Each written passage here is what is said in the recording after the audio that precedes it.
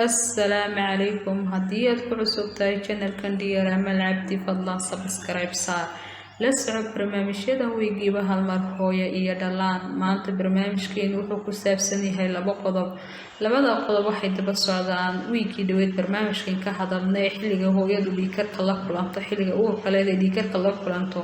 وينay kasoo hadnay dhibaatooyinkiisii maanta labadan qodob waxay ka hadli doonaan sidee ayaa looga hortagayaa ama sidee ayaa lagu daaweynayaa haddaba sida ayaa lagu daaweynayaa ama sidee ayaa looga hortagayaa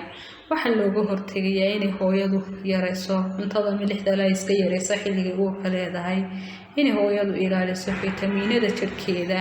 in hooyadu aanay cunin cunto dufanku ku badan yahay hadduu miisaankeedu sareeyana inay dhinto miisaankeeda inay jimicsi yar samayso oo ay socoto xoogaa subaxii ama galabtii sidee haddaba ayaa lagu daaweyn karaa xaaladan loo yaqaan preeclampsia waa cadaadiska dhiigga oo sareeya oo ka bata 140 ka sare ka hoosna 90 mm mercury haddaba waxa ugu wanaagsan ee lagu daaweyn karaa waxa weeyaan in lagu go'aamiyo ilmaha yar si hooyadu u dhali lahayd ama ay u umuli lahayd haddaba xaaladan haddii uu gudubto preeclampsia waxa weeyaan gariir waa xaalad gariir iyo isbedel hooyada maskaxda kaga imanaya haddii xaaladda isku bedesho hooyada waa in dhakhtar la dhigo dhakhtarka haddii la dhigo waxa loo bilaabayaa daawada loo yaqaan magnesium sulfate haddaba waa maxay talada aan siinayno hooyadan xaaladan ila diristay hooyadan waxaynu siinaynaa haddaba waxaynu kula talinaynaa hooyadan iyo faamiligeeda ama aabaha dhalay ilmaha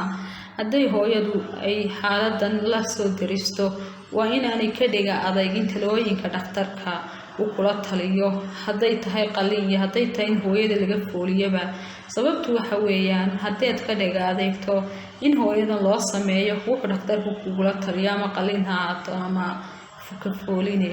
inay hooyadani u gudbiso khataro badan aynu soo sheegnay inay hooyada u gudbi karto ila soo darsi karo marka waxaan idin sheegayaa hooyada inaan laga dhiga adeegin xaaladda dhakhtarku kula taliyo markaas